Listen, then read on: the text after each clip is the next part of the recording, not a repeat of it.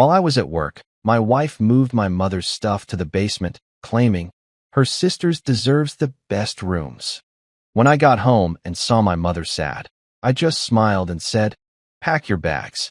My wife and her sisters had no idea what was coming. So here's the thing about good intentions. They're like those fancy gym memberships you buy in January. They sound absolutely brilliant when you're signing up, but fast forward 6 months, and you're wondering what the hell you were thinking while you're eating pizza in your underwear at 2 a.m. My name's Jordan Ellis, and I'm about to tell you a story that'll make you question everything you thought you knew about family loyalty. I'm 36, married to a woman named Alina who I thought was my ride or die, and I'm the only kid my mom Gloria ever managed to keep from driving her completely insane. Trust me, that's saying something because I was a real piece of work growing up. The kind of kid who thought putting firecrackers in mailboxes counted as a science experiment. But life has this funny way of smacking you upside the head when you least expect it. One Tuesday morning, I'm drinking my coffee and scrolling through the same mindless social media garbage everyone else is addicted to when my phone rings. It's Mom, and she's crying. Not the gentle, "I just watched a Hallmark movie" crying, but the deep, gut-wrenching sobs that make your stomach drop faster than a lead balloon. Dad was gone. Heart attack at 68, right there in the grocery store checkout line. The irony? He was buying those stupid heart-healthy frozen dinners Mom had been nagging him to try for months. Sometimes the universe has a twisted sense of humor that would make a stand-up comedian jealous. After the funeral, which was about as fun as a root canal performed by a drunk dentist, I knew what had to happen. Mom couldn't stay in that big house alone.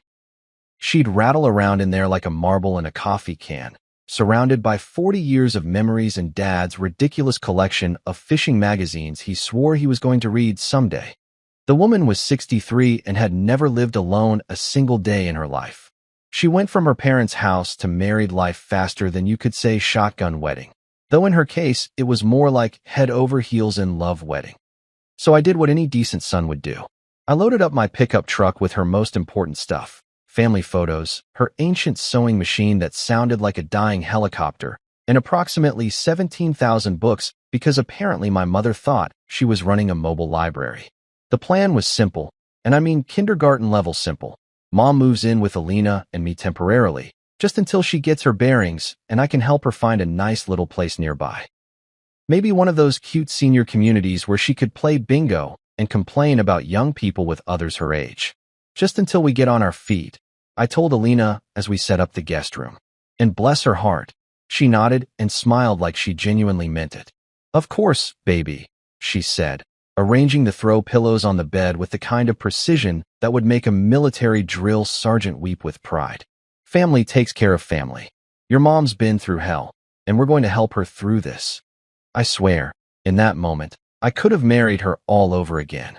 Here was my wife, stepping up to the plate like some kind of domestic superhero, ready to welcome my grieving mother into our home without so much as a raised eyebrow. We felt like a team, you know? Like one of those power couples in movies who face adversity together and come out stronger on the other side, probably while some inspiring soundtrack plays in the background. Mom, God love her, was the perfect house guest those first few weeks. She'd wake up early and have coffee ready before either of us even thought about opening our eyes. She'd cook these incredible dinners that made our usual diet of takeout Chinese and frozen pizza look like we'd been living like college freshmen our entire adult lives. The woman could make a shoe taste like Thanksgiving dinner if you gave her 5 minutes and access to her spice cabinet. She never complained, never got in the way, and always asked if it was okay before she did anything. "Jordan, is it all right if I do a load of laundry?" Or, "Alina, honey, do you mind if I use the kitchen to bake some cookies?" It was almost heartbreaking how careful she was being, like she was afraid we'd suddenly realize what a burden she was and kick her to the curb. But here's where the story takes a left turn that would make NASCAR drivers dizzy. Things started changing, and I don't mean the good kind of change like finally getting a decent haircut or discovering you actually look okay in skinny jeans. I'm talking about the sneaky, gradual kind of change that creeps up on you like weight gain during the holidays. You don't notice it happening until suddenly your pants don't fit and you're wondering where the hell your life went wrong. At first, it was little things. Alina would get this tiny wrinkle between her eyebrows when Mom offered to help with dinner. She'd smile and say everything was fine, but it was that tight, fake smile people use when they're trying not to lose their shit in public. You know the one. It's the same expression people wear when their boss asks them to work overtime on a Friday evening. Then came the comments. Nothing outright mean, mind you, because Alina was way too smart to play her hand that obviously. But little passive-aggressive gems like, "Oh, mom made dinner again. That's so sweet, but you know I had plans to cook tonight." Or my personal favorite, "I love how comfortable your mom is here. It's like she's never planning to leave." Delivered with a laugh that had all the warmth of a January morning in Alaska. I should have seen the warning signs flashing like a neon beer sign in a dive bar window. But you know how it is when you're trying to balance keeping your wife happy and taking care of your grieving mother. It's like trying to juggle chainsaws while riding a unicycle. You're so focused on not dropping anything that you don't notice you're heading straight for a cliff. It's just temporary. I kept telling myself, like some kind of mantra, just until mom gets back on her feet. Just until she's ready to be on her own again. Just until everything goes back to normal. But here's the thing about normal. Sometimes it's gone for good, and you don't realize it until you're standing in the wreckage, wondering what the hell just happened. You know that feeling when you're watching a horror movie and the protagonist decides to go investigate that weird noise in the basement at midnight? You're sitting there screaming at the TV, "Don't do it, you absolute moron." Well, turns out I was that moron. Except instead of a creepy basement, I was about to get ambushed by my wife's family drama. And instead of a chainsaw-wielding maniac, I was dealing with something far more terrifying. Two grown women who thought the world owed them a living. It was a Thursday evening, about 3 weeks after mom had settled into what I foolishly thought was our temporary new normal. I was coming home from another soul-crushing day at the warehouse, where I spent 8 hours loading boxes and wondering if this was really what my college guidance counselor meant when she said I had unlimited potential. The house smelled amazing. Mom had made her famous pot roast, the kind that could probably solve world peace if we just served it at the United Nations. I walked into the kitchen expecting to grab a beer and maybe catch the game highlights. But instead I found Alina pacing around like a caged tiger who'd had too much espresso. She had that look on her face. You married folks know the one I'm talking about. It's the expression that says, "I'm about to drop some news on you that's going to make you question every life choice you've ever made." "Hey babe," she said, and I immediately knew I was screwed because she only called me babe when she was buttering me up for something big.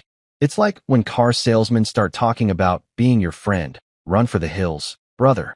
"What's up?" I asked, already mentally preparing myself for whatever fresh hell was about to rain down on my relatively peaceful existence. "So, I got a call from Bianca today," she started, and my heart sank faster than the Titanic. Bianca was Alina's younger sister, and to say she had a flair for the dramatic would be like saying the Grand Canyon was a pretty big hole in the ground. This woman could turn ordering coffee into a 3-act tragedy with a subplot about her childhood trauma.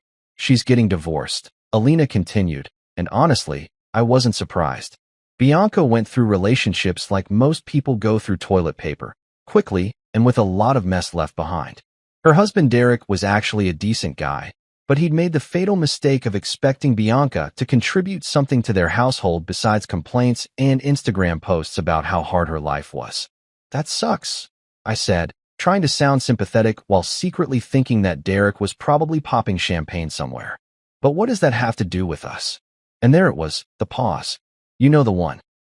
It's the same pause you get right before the dentist tells you that you need a root canal, or when your boss calls you into their office for a quick chat that ends with you updating your LinkedIn profile.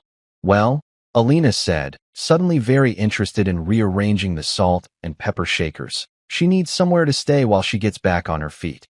Just temporarily, of course." I felt my eyes start to twitch. Define temporarily. A few weeks, maybe a couple months at most. And here's the thing, Talia called too. Oh, for the love of all that is holy. Talia was the baby sister, 28 years old and still figuring out what she wanted to do with her life, which apparently involved changing career paths more often than some people change their underwear. Last I heard, she'd quit her job at the marketing firm because her boss didn't appreciate her creative vision. Before that, it was the yoga studio because the environment was too toxic. And before that, it was the coffee shop because making lattes was beneath her artistic soul. "Let me guess," I said, setting down my beer with the resignation of a man who could see the writing on the wall, even if it was written in crayon by a drunk monkey. She's burned out and needs to reset her life? Alina's face lit up like I'd just solved world hunger. Exactly. You get it. She just needs some space to figure things out, maybe do some soul searching. You know how sensitive she is. Sensitive. Right. Talia was about as sensitive as a bulldozer in a china shop. The woman once threw a tantrum at a restaurant because they served her latte in the wrong color mug. Apparently, white mugs gave her bad energy, and she needed earth tones to maintain her chakra alignment or some other new age nonsense she'd picked up from whatever self-help guru she was following that week. So let me get this straight, I said, because sometimes you need to hear the crazy out loud to fully appreciate just how deep in it you are. Both your sisters need to move in with us, while my mom is already here, in our 3-bedroom house. It's perfect timing, Alina exclaimed, and I swear she actually clapped her hands together like she was announcing a surprise birthday party. We have those 2 spare rooms upstairs, right next to your mom's room. It'll be like having the whole family together. And there it was. The moment when I should have put my foot down harder than a country line dancer. The moment when I should have channeled my inner dad and said, absolutely not. This is insane. And if you think I'm turning our home into a halfway house for your emotionally unstable siblings, you've got another think coming. But did I do that? Hell no. Because I'm an idiot who still believed in concepts like family helping family and marriage being a partnership.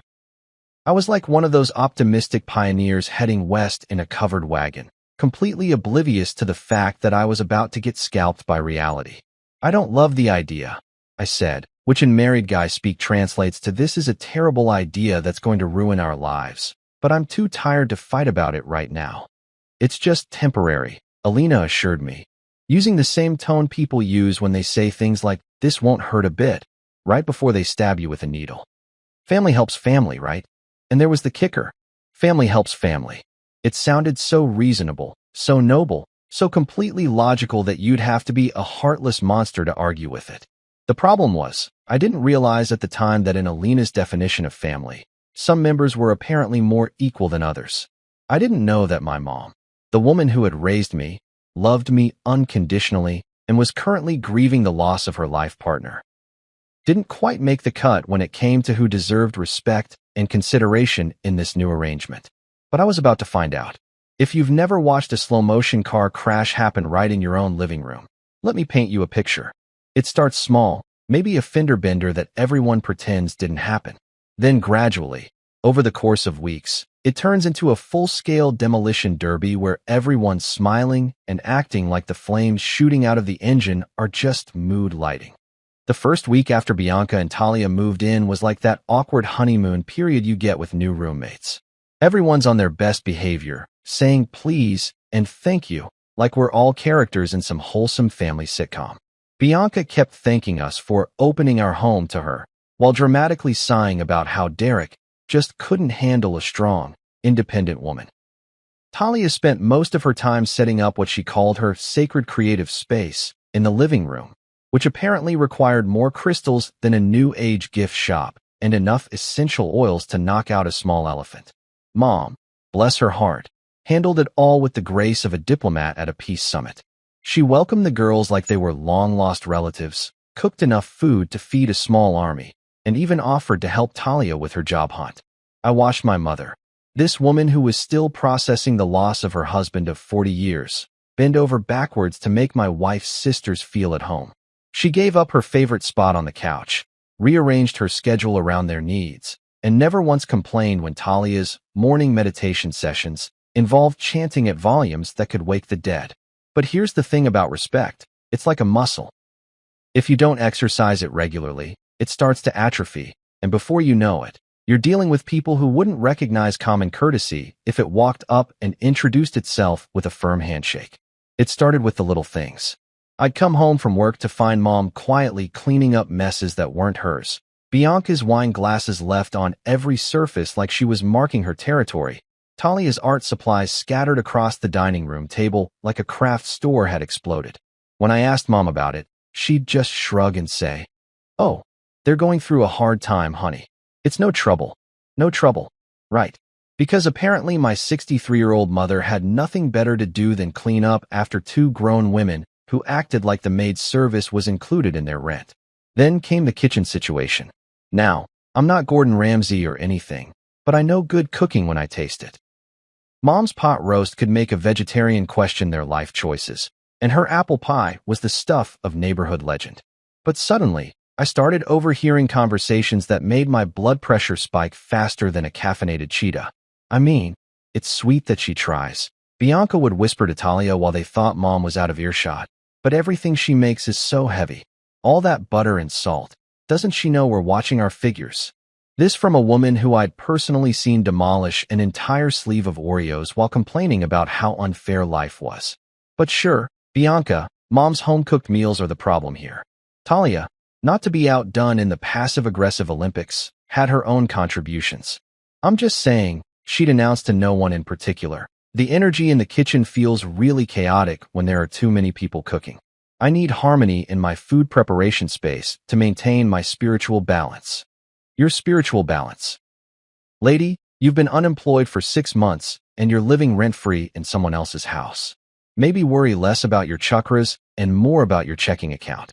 But the real kicker, the moment I should have seen the writing on the wall in giant, neon letters, was when I came home one Thursday to find something that made my jaw hit the floor harder than a dropped anvil. My dad's photo was gone. For 40 years, there had been a framed picture of my parents on their wedding day sitting on the mantel in our living room. It was one of the first things Mom had brought when she moved in. This beautiful black and white photo of them looking at each other like they'd just discovered the secret to happiness. Dad was in his army dress uniform, looking proud and nervous and about 17 years old, while Mom was in this simple white dress that made her look like a movie star from the 1950s. That photo was now buried somewhere upstairs, replaced by a glossy snapshot of Alina, Bianca, and Talia from some beach vacation they'd taken the year before. 3 women in matching sunglasses, holding fruity drinks and grinning at the camera like they owned the world. I stood there staring at it for a solid minute, trying to process what I was seeing. This wasn't just redecorating. This was erasure. This was someone deciding that my father's memory, my mother's grief, and 40 years of marriage was less important than a vacation selfie. When I asked Mom about it later, I found her in the kitchen making tea with hands that shook slightly as she poured the hot water. Her eyes were red-rimmed, but she gave me that brave smile she'd been perfecting since Dad died. Oh, Talia needed the space for her vision board, she said quietly, like that explained everything. She's working on manifesting her ideal career path, and she said having old energy around was blocking her flow. I didn't want to cause a scene. My mother, who had buried her husband 3 months ago, who was living in a house where she was treated like an unwelcome guest, who was watching her deceased husband's memory get shoved aside for someone's vision board nonsense, didn't want to cause a scene. I felt something shift inside me that night, something fundamental and irreversible. It was like watching someone kick a dog and suddenly realizing that all those people standing around saying, "It's not that bad," are part of the problem. Because here's the truth that took me way too long to figure out. Disrespect isn't always loud. Sometimes it's quiet, subtle, and wrapped in excuses that sound almost reasonable if you don't look too close. Sometimes it's taking someone's grief and telling them to keep it to themselves because it makes other people uncomfortable. Sometimes it's deciding that the person who's helping everyone deserves the least consideration. I should have done something right then. Should have marched upstairs, grabbed that beach photo, and thrown it in the trash where it belonged. Should have told Talia and Bianca that if they didn't like the energy in our house, they were welcome to find somewhere else to align their chakras. But I didn't, because I was still operating under the delusion that this was temporary, that things would get better, and that maybe I was overreacting to what were just personality conflicts. I was about to learn exactly how wrong I was. You know that moment in every action movie where the hero finally snaps? Usually it happens after about 90 minutes of watching him get beaten down, humiliated, and pushed around until something inside him just breaks. And not in a bad way, but in a now I'm going to burn this whole thing to the ground way. Well, my moment came on a Tuesday, after pulling a 12-hour shift at the warehouse because Jimmy called in sick with what he claimed was food poisoning, but was probably just a hangover from Monday Night Football. I was beat. The kind of tired that seeps into your bones and makes you question why humans ever evolved past the stage where we just grunted at each other and ate berries. All I wanted was to come home, grab a beer, maybe catch some mindless TV, and eat whatever miracle mom had cooked up in the kitchen. Simple pleasures for a simple man, right? Wrong. So incredibly, stupidly wrong. I walked through the front door and immediately knew something was off. The house had that weird, tense energy you get after a fight, like the air itself was holding its breath. I could hear Alina and her sisters upstairs, their voices muffled but animated, punctuated by the occasional burst of laughter that had an edge to it, like hyenas celebrating a fresh kill. "Mom?" I called out, dropping my keys on the table where Dad's wedding photo used to sit. No answer. "Mom, you here?" I checked the kitchen first. Empty, but there were signs she'd been cooking. A pot of what looked like beef stew sat on the stove, still warm, and there were fresh rolls cooling on the counter. The woman was like a culinary fairy godmother, I swear. But where the hell was she? That's when I heard it, a faint sound coming from downstairs. At first I thought maybe the water heater was acting up again, making those weird gurgling noises that always made me think our house was slowly dying from the inside. But as I got closer to the basement door, I realized it wasn't mechanical. It was crying. Soft, muffled sobs that made my chest tighten like someone was slowly turning a vice around my ribcage. I took the basement stairs two at a time, my work boots echoing in the concrete stairwell, and what I saw when I reached the bottom made my blood turn to liquid fire. My mother was sitting on a bare mattress on the cold basement floor, surrounded by cardboard boxes and black garbage bags stuffed with her belongings. Her rocking chair, the one Dad had bought her when I was born, the one she'd nursed me in when I was sick, the one she'd sit in every evening reading her romance novels, was shoved in the corner like discarded furniture. Her framed photos, her books, her little ceramic angels that Dad used to tease her about, all of it crammed into boxes like she was some kind of refugee in her own son's house. She looked up when she heard my footsteps, and I swear to God, if you could bottle heartbreak and serve it as a drink, it would look exactly like my mother's face in that moment. Her eyes were red and puffy, her gray hair was messed up like she'd been pulling at it, and she was clutching one of Dad's old flannel shirts like it was a lifeline. "Hey, honey," she said, trying to smile through her tears like she was greeting me at the front door instead of sitting in a basement that looked like a storage unit. How was work? How was work? Jesus Christ. My mother had been banished to the basement like some kind of family secret, and she was asking me about my day. "Mom," I said, my voice coming out rougher than I intended. "What the hell is this? Why are you down here?" She looked away, suddenly very interested in smoothing down the wrinkles in Dad's shirt. "Oh, well, the girls needed the upstairs rooms. Talia said the basement would be better for what did she call it? My emotional processing. Something about negative energy affecting her creativity. Negative energy. My mother, grieving the loss of her husband, was apparently giving off negative energy that was interfering with Talia's ability to make vision boards and write poetry about her feelings. And Bianca?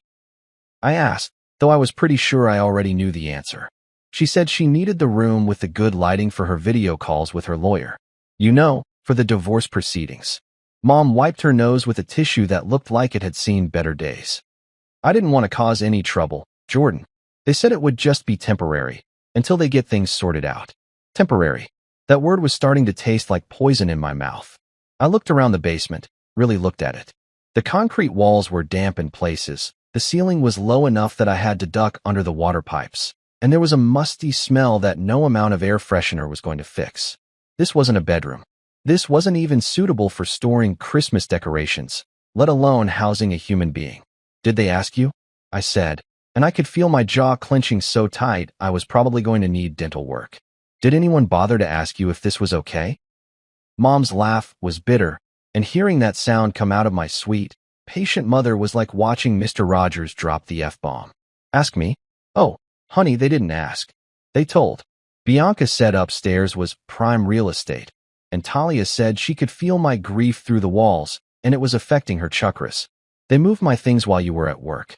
I came home from the grocery store and found everything down here. They moved her while I was at work. Like she was a piece of furniture they were rearranging. Like she didn't matter. Like she was some kind of burden they were doing a favor by tolerating. That's when something inside me snapped. Not broke, snapped.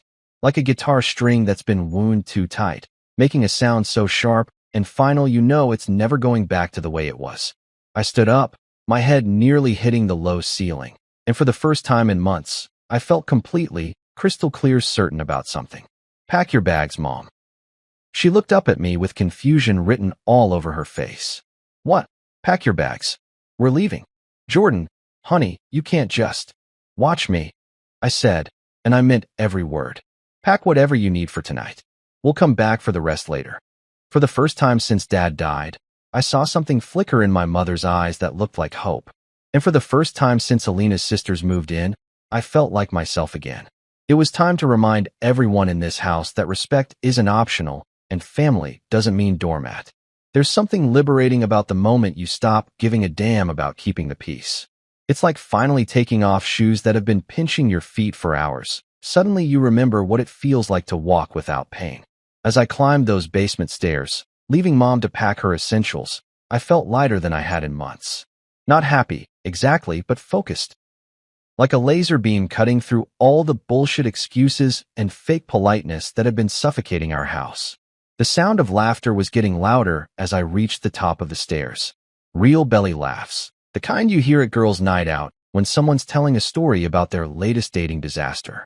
It was coming from the living room, my living room, where my father's wedding photo used to sit, where my mother used to read her books in the evening, where I used to actually feel like I lived instead of just existing as a walking ATM for other people's problems.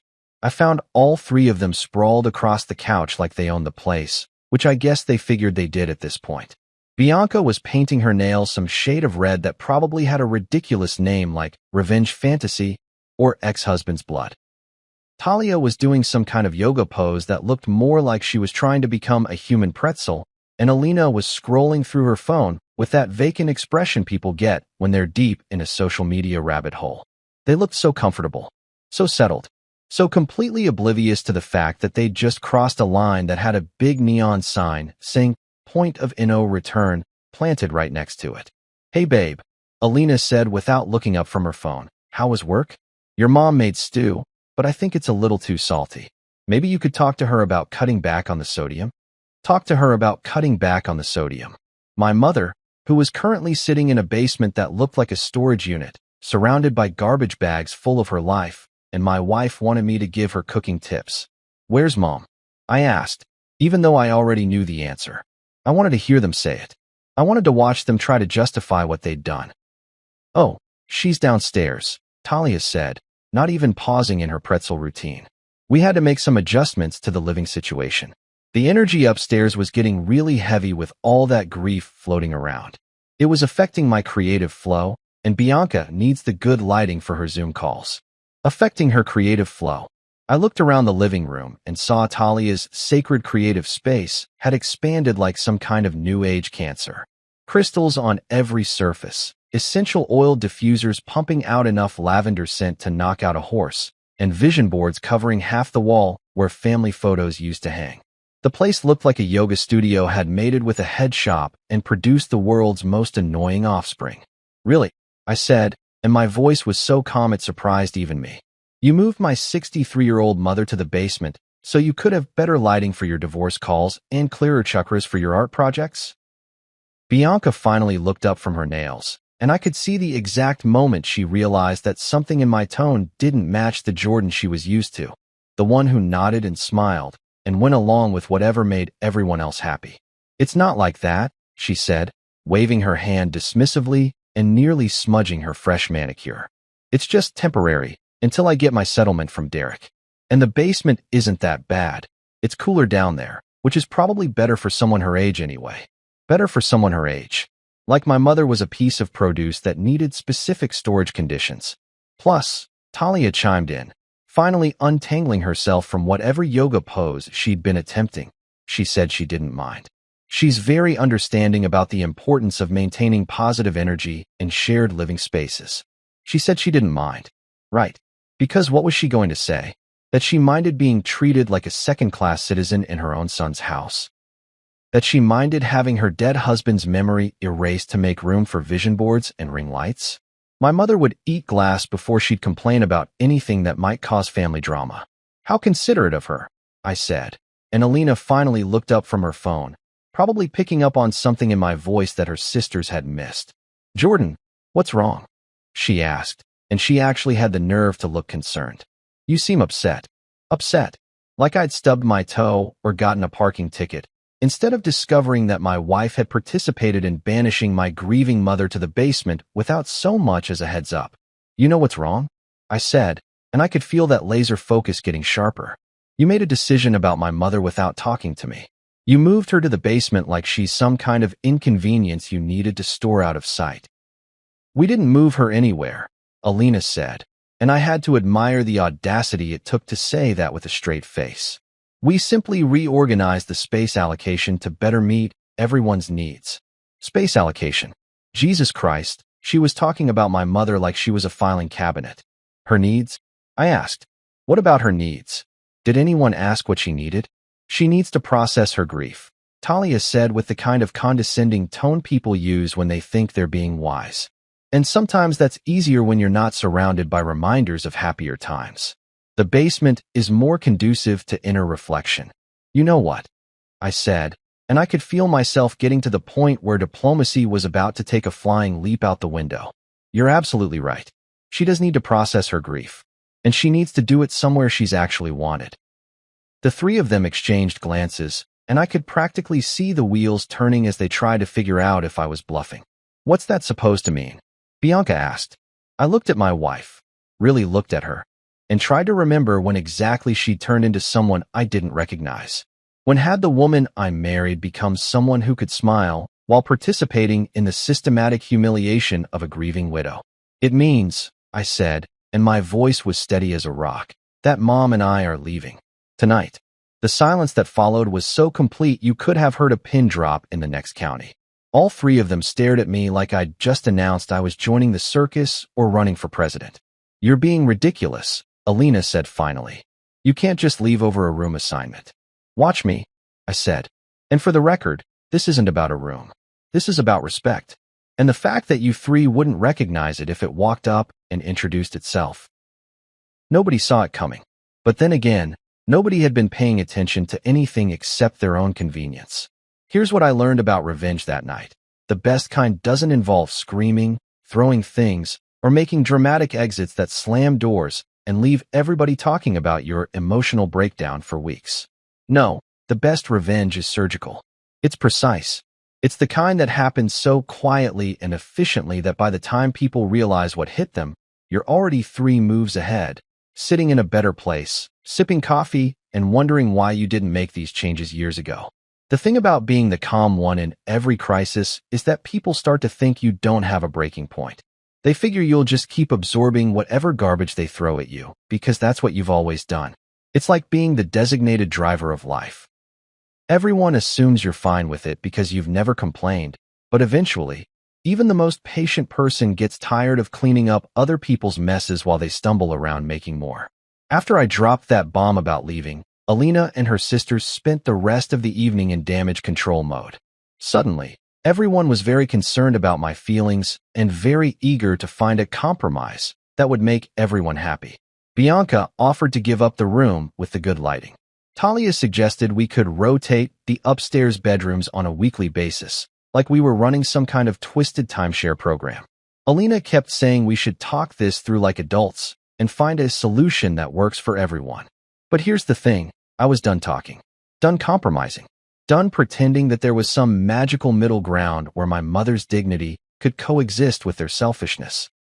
Some lines, once crossed, don't get uncrossed with apologies and promises to do better. I didn't argue with them. I didn't explain myself. I just nodded and said we'd figure it out in the morning, then went downstairs to help Mom pack the rest of her things. We worked in companionable silence, folding her clothes and wrapping her ceramic angels in old newspapers like we were preparing for a move we'd been planning for months instead of a midnight escape from our own house. Are you sure about this, honey? She asked as I carefully packed Dad's old fishing tackle box. I don't want to cause problems in your marriage. Mom, I said, looking her straight in the eye. My marriage has problems, but you're not one of them. You're the solution. The next morning, I called in sick to work for the first time in 3 years. Not because I was actually sick, but because I had business to take care of, and some things are more important than loading boxes for 8 hours and pretending everything's fine. First stop, Desmond's house. Desmond was my buddy from work, one of those guys who'd give you the shirt off his back and then ask if you needed pants to go with it. I'd mentioned Mom's situation to him a few weeks back, and he'd immediately offered his guest room if we ever needed it. At the time, I'd brushed it off, thinking we'd never get to that point. Shows you how much I knew about anything. Jordan, his wife Maria practically shouted when she opened the door. And you must be Gloria? Desmond told me all about you. Come in, come in. I just made coffee. Within an hour, Mom was settled in their cozy guest room, which had actual windows that let in actual sunlight, and Maria was showing her the little garden where she could sit and read in the mornings. Watching my mother smile, really smile, for the first time in weeks was like watching someone take their first breath after nearly drowning. But I wasn't done. Not even close. While Mom got acquainted with her temporary sanctuary, I drove across town to Henderson Real Estate, where a woman named Patricia Henderson listened to my requirements with the focused attention of someone who understood that time was money and I had very specific needs. 2 bedrooms, I told her. Safe neighborhood. Close to public transportation. Move-in ready. Budget? She asked, fingers already flying across her keyboard. Not an issue, I said, which was true. While Alina had been focused on making room for her sisters and their various emotional needs, I'd been quietly building a solid savings account. Funny how much money you can accumulate when you're not spending it on someone else's retail therapy and organic chakra balancing supplements. By noon, Patricia was driving me to a condo complex about 20 minutes from our house. The building was brick and well-maintained, with actual landscaping that didn't look like it was maintained by someone's cousin who owned a weed whacker. The unit was on the 2nd floor, with a view of a small park where kids played on swings and old people fed ducks from benches. It's perfect, I said before we'd even finished the tour. The kitchen was small but functional. The living room had enough space for Mom's rocking chair and a decent-sized TV, and the 2nd bedroom would make a great office where I could finally set up the computer desk I'd been meaning to buy for years. Don't you want to think about it? Patricia asked. Maybe discuss it with your family? Nope, I said, pulling out my checkbook. How fast can we make this happen? Turns out, when you have good credit, stable employment, and enough money for first month's rent plus security deposit, things can happen very fast indeed. By 3 o'clock, I was signing papers. By 4, I had keys. By 5, I was standing in our empty new living room, calling Mom to tell her we had a place to call home. The whole time, my phone was buzzing with increasingly frantic texts from Alina. First came the anger. Are you seriously doing this over a misunderstanding? Then the bargaining. We can work this out if you just come home and talk. Then the guilt trips. You're destroying our marriage over your mother. And finally, the panic. Please don't make any decisions you'll regret. But here's the thing about regret. I'd been regretting my inaction for months. Regretting every time I let something slide that shouldn't have slid. Regretting every moment I chose peace over principle. What I was doing now didn't feel like something I'd regret. It felt like something I should have done a long time ago. That evening, I picked Mom up from Desmond's house and drove her to our new place. We ordered pizza from a place down the street and ate it sitting on the floor of our empty living room, making plans for furniture shopping and talking about what color to paint the walls. Thank you, she said as we sat there surrounded by boxes and possibility. For what? For choosing me, she said simply. And that's when I knew I'd made the right choice. Not just for her, but for me. Because sometimes the strongest thing you can do isn't staying and fighting. It's knowing when to walk away. You know what's funny about nuclear bombs?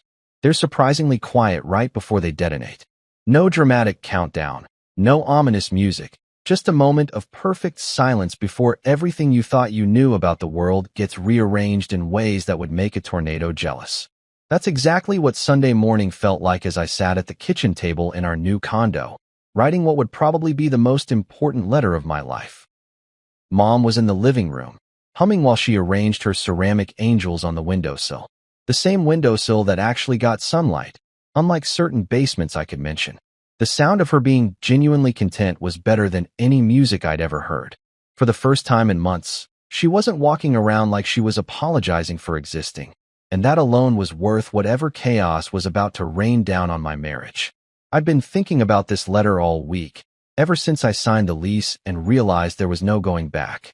Part of me wanted to just ghost the whole situation, pack up, disappear, and let Alina figure out what happened when she finally noticed I wasn't coming home. But that felt cowardly, and despite everything that had happened, I wasn't a coward. I was just a guy who'd finally remembered he had a spine. The envelope was sitting on the table in front of me, thick and official looking because I'd decided to do this thing properly. No hastily scribbled notes or emotional outbursts. This was going to be clean, clear, and absolutely devastating in its simplicity. Inside were 3 documents that told the whole story better than any angry speech ever could. First, a copy of the signed lease agreement for our new place, with a little yellow sticky note that said, "Mom and I will be out of your way." I'd agonized over that note for about 10 minutes before deciding that sometimes understatement was the most powerful weapon in your arsenal. Let them read between the lines. Let them figure out that out of your way meant permanently gone from your lives unless you figure out how to act like decent human beings. Second, bank statements showing that I'd quietly moved my savings, all of it, into a private account that had my name and my name only on it. This wasn't some vindictive financial attack. It was just me taking back control of money I'd earned with my own sweat and blood. Funny how much cash you accumulate when you're not funding someone else's vision boards and divorce attorney fees. The statements were highlighted in yellow to make sure nobody missed the important parts, like the final balance that would make their eyes water. Third, a notice of separation that I'd had a lawyer draw up. Nothing fancy, just a simple document that laid out the basic facts. Irreconcilable differences, no contest, clean split. I wasn't asking for anything except my freedom and my dignity back. She could keep the house, the furniture, and her precious sisters. I just wanted out. The drive to the house felt like going to a funeral. Appropriate, since I was essentially burying the man I used to be, the one who thought keeping everyone else happy was more important than keeping himself sane. I parked in the driveway and sat there for a minute, looking at the place that used to feel like home and now just looked like a building where I'd wasted too many years pretending everything was fine. I could hear voices from inside as I walked up to the front door, Alina and her sisters, probably planning their next round of home improvements now that they had the run of the place. The sound of their laughter made my jaw clench, but I forced myself to stay calm. This wasn't about anger anymore. This was about clarity. I walked in without knocking. It was still technically my house for a few more legal minutes, and found all 3 of them in the kitchen, sitting around the table like they were planning a book club meeting. Bianca was scrolling through apartment listings on her laptop, Talia was sketching something that looked like a floor plan, and Alina was making notes on a legal pad. They looked so focused, so determined, so completely convinced that they could just reorganize the world to suit their needs. "Ladies," I said, and they all looked up with expressions ranging from surprise to annoyance that I'd interrupted their planning session. "Jordan," Alina said, jumping up like she was greeting a long-lost relative instead of the husband she'd helped drive out of his own home. "I was just about to call you. We've been talking, and we think we can make some adjustments." "Save it," I said, pulling the envelope out of my jacket pocket. "I've got something for you." I set it down on the table between them like I was dealing cards in the world's most serious poker game. The silence that followed was so complete I could hear the refrigerator humming and what sounded like a leaf blower 3 houses down. "What's this?" Alina asked, though something in her voice suggested she already knew this wasn't going to be good news. "Open it," I said. "All of it. Read it carefully." Watching them go through those documents was like watching someone slowly realize they'd been playing chess while everyone else was playing checkers. First came confusion, then disbelief, then a kind of dawning horror as the reality of the situation settled in like concrete. Bianca was the first to speak. "You bought a condo? Without telling us." "I did," I said. "Nice place. 2 bedrooms, good lighting, positive energy. Mom loves it." "You can't just leave," Talia said, waving the separation papers like they were on fire. "This is crazy. You're having some kind of breakdown." I almost laughed at that. A breakdown. Right. Because standing up for yourself and making rational decisions based on how people actually treat you is clearly a sign of mental instability. "I'm not having a breakdown," I said. "I'm having a breakthrough. Big difference." Alina was staring at the bank statements like they were written in a foreign language. You moved all our money? I moved my money, I corrected. The money I earned. The money that was keeping this little commune of yours afloat while you and your sisters played house. Jordan, please, she said. And for the first time since this whole mess started, she actually looked scared. We can fix this. We made mistakes, but we can work it out. You made a choice, I said, and I kept my voice level because losing my temper now would undermine everything I was trying to accomplish. You chose them over me. You chose their comfort over my mother's dignity. You chose to make decisions about my family without including me in the conversation. That's not fair. Fair. I interrupted. Was it fair when you moved my grieving mother to the basement so your sister could have better lighting for her divorce calls? Was it fair when you erased my father's memory to make room for vision boards and chakra crystals? The look on her face told me she was finally starting to understand that this wasn't a negotiation or a fight she could win with the right combination of tears and promises. This was a done deal, signed and sealed and delivered with the kind of finality that doesn't leave room for appeals. So that's it, she said. You're throwing away 8 years of marriage over a room? No, I said, picking up the empty envelope and folding it neatly. I'm ending 8 years of taking the path of least resistance. 8 years of choosing peace over principles. 8 years of letting other people decide what my life should look like. I walked toward the door, then stopped and turned back one more time. Oh, and Alina, you might want to start looking for jobs. All 3 of you. Turns out maintaining a household is expensive when you actually have to pay for it yourself. The silence I left behind was sweeter than any goodbye I could have written. You know that scene in disaster movies where the asteroid hits, and there's this moment of eerie calm before the shockwaves start tearing everything apart? That's exactly what the next few weeks felt like, except instead of an asteroid, I dropped a truth bomb on my old life. And instead of buildings collapsing, I got to watch 3 grown women discover what the real world actually costs when someone isn't subsidizing their delusions of grandeur. Moving out that Sunday evening was like watching a master class in how to pack a life efficiently. Mom and I had gotten pretty good at the whole emergency relocation thing, and this time we had the luxury of knowing exactly where we were going and why. No tears, no drama, no last-minute attempts to guilt trip us into staying. Just 2 people who'd finally figured out the difference between a house and a home, loading boxes into my truck while the sun set on what was probably the best decision I'd made in years. The condo welcomed us like it had been waiting for us all along. Maria, Desmond's wife, had apparently spent the week shopping for what she called essential housewarming supplies, which translated to enough food to feed a small army, and about 17 different varieties of tea because she decided Mom was obviously a tea person. She wasn't wrong. Within 3 days, Mom had claimed the sunny corner of the kitchen as her personal tea station, complete with a little collection of mugs that actually matched instead of random promotional cups from various hardware stores. This feels right, Mom said on our first Wednesday morning, sitting by the window with her coffee and watching kids walk to school in the park across the street. Like we're supposed to be here. And damn if she wasn't right. For the first time in months, I wasn't walking around with that constant low-level tension that comes from living in a house where you're always waiting for the next crisis or complaint. No more tiptoeing around other people's moods.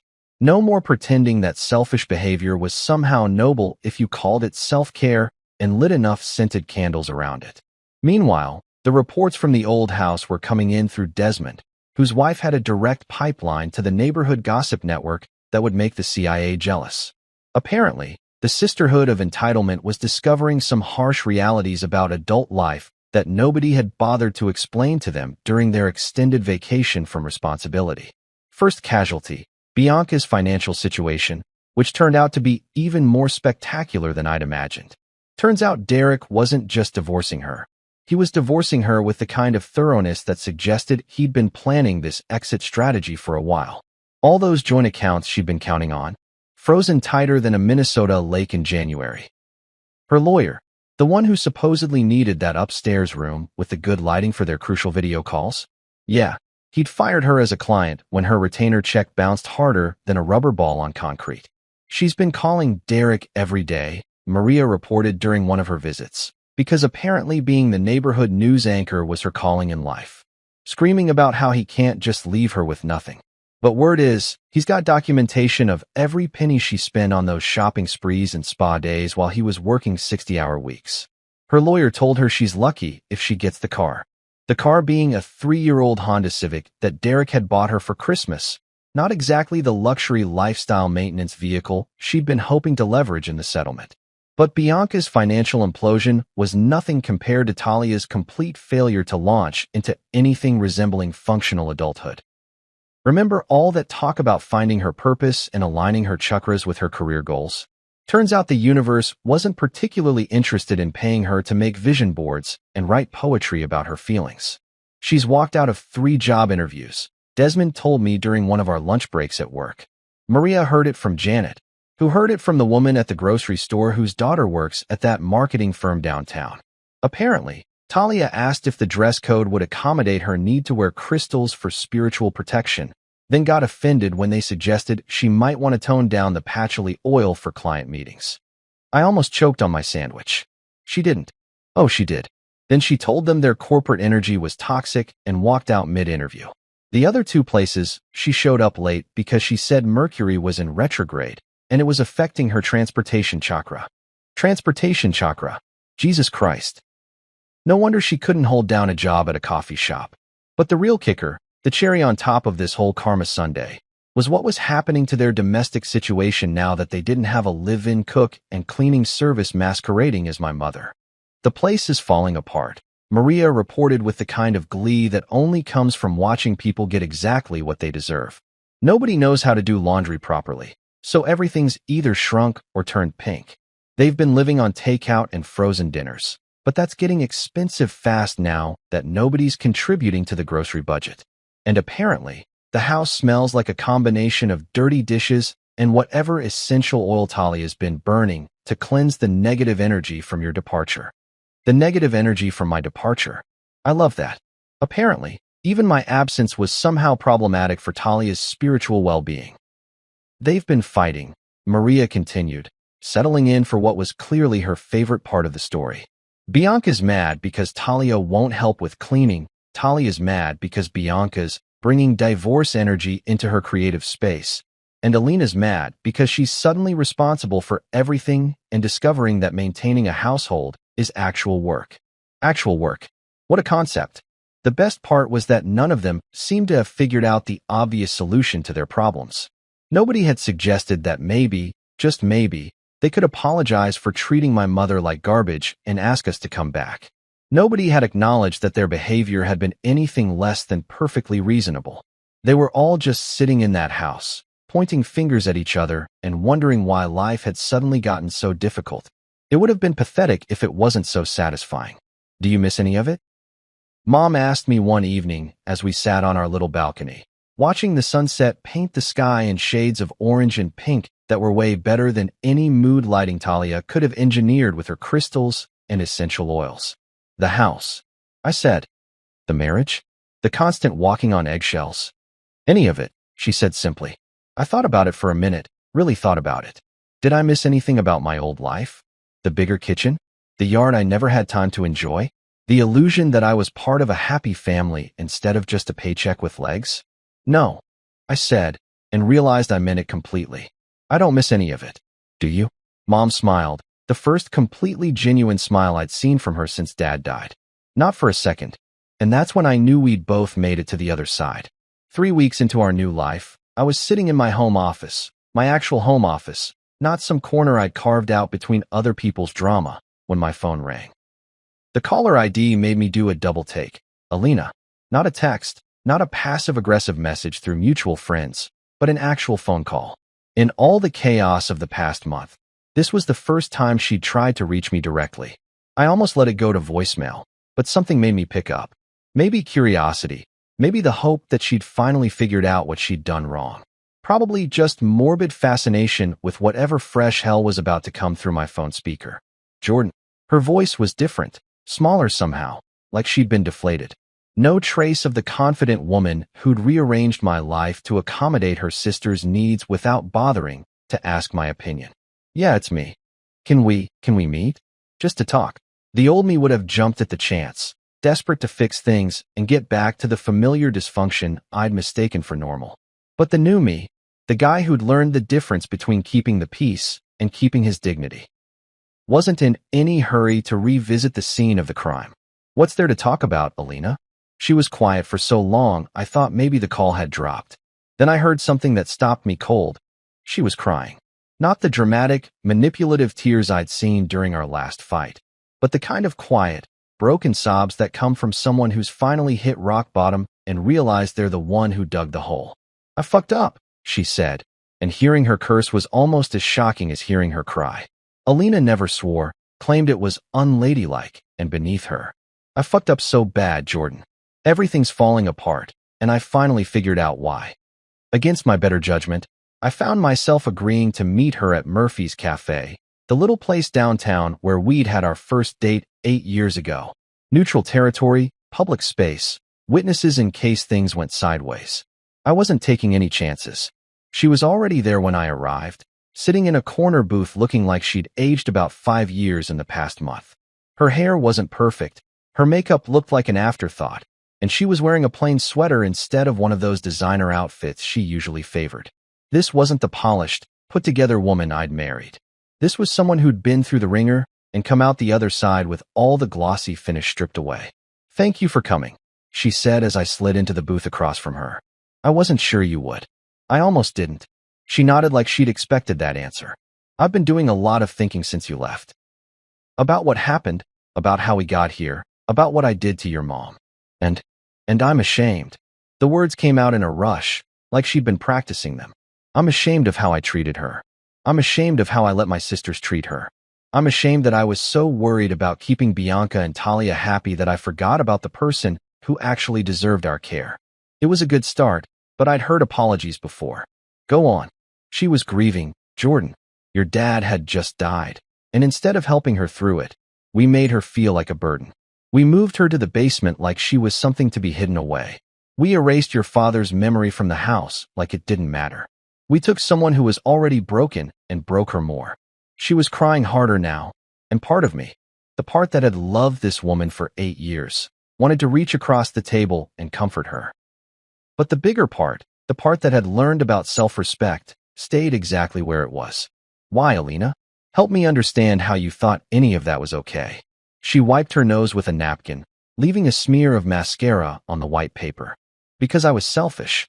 Because I wanted to be the good sister, the one who swooped in to save the day. Because I thought if I could just fix their problems, everything would work out perfectly. At my mother's expense." "At your mother's expense," she agreed. "And yours. And ours. I chose them over my own family, and I didn't even realize I was doing it until it was too late." "What changed your mind?" She let out a bitter laugh. "Reality. Bianca's divorce settlement came through. Derek got almost everything because she'd been spending their money like a teenager with a trust fund.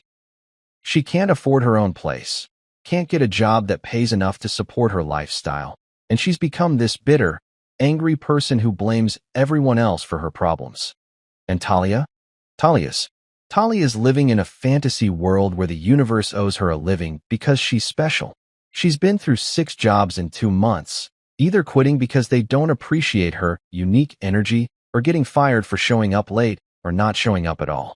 Yesterday, she told me she's thinking about starting a crystal healing business, which would be great except she has no money, no business plan, and no actual skills. I could have said something about how I'd seen this coming from a mile away, but I didn't. There was no satisfaction in being right about something that had cost us both so much. "They're not bad people," she continued, "but they're lost. And I thought I could save them, but all I did was enable them. And in the process, I destroyed the best thing in my life." "Your mom called me last week," she said suddenly. "Asked how you were doing." "Mom called you. She's worried about you. About us. She said she never wanted to be the reason our marriage ended." That sounded exactly like something my mother would say. Taking responsibility for other people's choices, worrying about everyone else's happiness while her own got pushed aside. "She's not the reason," I said firmly. "Your choices are the reason. The way you treated her is the reason." "I know." Alina looked down at her hands, which were wrapped around a coffee cup like it was the only thing keeping her grounded. "I know, and I'm sorry. I'm so sorry, Jordan. Not just because everything fell apart, but because I hurt someone who didn't deserve it. Because I hurt you." Because I became someone I don't recognize. We sat in silence for a few minutes. The weight of 8 years hanging between us like a curtain neither of us knew how to pull back. What do you want, Alina? I asked finally. What do you want from this conversation? I want to fix this, she said, looking up at me with hope in her eyes that I recognized from our early days together. I want us to fix this. I'll make it right with your mom. I'll set boundaries with my sisters. I'll do whatever it takes to earn your trust back. And there it was, the moment I'd been dreading and anticipating in equal measure. The moment when I had to decide if love was enough to overcome everything that had happened, if good intentions could erase bad choices, if two people could rebuild something that had been torn down to its foundation. I looked at this woman I'd loved for 8 years, this person who'd shared my bed and my dreams and my hopes for the future, and I felt nothing. Not anger, not love, not even sadness. Just a kind of peaceful certainty that some things, once broken, stay broken no matter how much you want to fix them. It's too late, I said, and the words felt like a relief instead of a loss. I'm sorry, Alina, but it's too late. Please, she whispered. I know I messed up, but people make mistakes. People change. I can change. Maybe you can, I said, standing up and pulling my wallet out to leave money for my untouched coffee. But I already have. And the person I am now doesn't want to go back to who we were. I walked away from that cafe, from that conversation, from the last 8 years of my life, and I didn't look back. Some doors, once closed, are meant to stay that way. The drive home to the condo, to our real home, felt like the final page of a book I'd been trying to finish for years. Mom was in the kitchen when I walked in, humming while she made dinner, and the sight of her being genuinely happy was worth more than all the second chances in the world. How did it go? She asked, not looking up from whatever she was stirring on the stove. It went exactly the way it needed to, I said, and meant every word. 6 months later, I was sitting on our balcony watching Mom teach Desmond's 5-year-old daughter how to braid friendship bracelets, and I realized something that would have seemed impossible during those dark basement days. We'd built something better than what we'd lost. The condo had transformed from a temporary escape plan into an actual home. Mom's ceramic angels caught the morning light on the windowsill. My computer desk finally had a proper setup in the second bedroom, and the kitchen smelled like whatever miracle she was cooking up for dinner. But more than that, the whole place had this energy, peaceful, content, drama-free, that I'd forgotten was possible. Mom had joined a book club at the community center, where she'd become the unofficial cookie supplier and designated voice of reason when discussions about romance novels got too heated.